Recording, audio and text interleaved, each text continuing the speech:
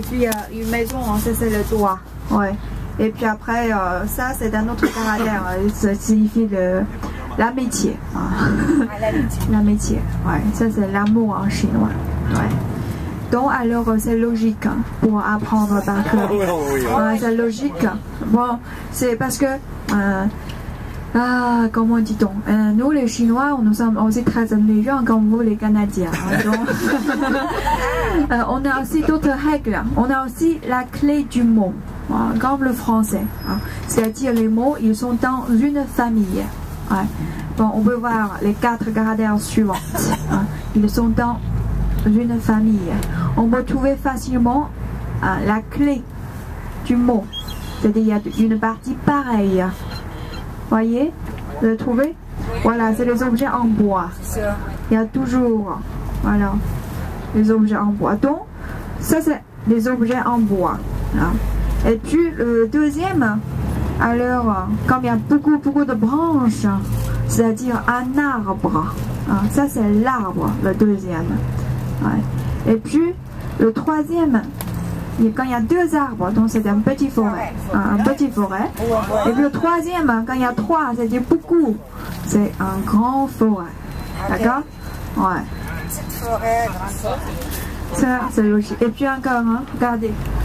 Ça, c'est aussi, c'est facile à voir. La clé du mot, c'est la partie gauche, les 3 points. Ouais. Quand il y a 3 points, c'est comme les gouttes d'eau. C'est comme l'eau. Donc, c'est-à-dire tous les caractères, ils ont une relation avec de l'eau. Le premier, c'est le fleuve, on dit He. Et puis le deuxième, regardez, ça, cette partie, vous connaissez ou pas? La lune. Donc, quand il fait peu, le soir, alors, au bord de l'eau, enfin, sur un lac, on peut voir le reflet de la lune. Ça, c'est le lac. Le lac. On peut voir le reflet de la lune. Donc, ça, c'est le lac. Le deuxième. D'accord? La lune avec l'eau, c'est égal. Et puis le troisième, ça, c'est. On le voit tout de suite. C'est la mer. La mer.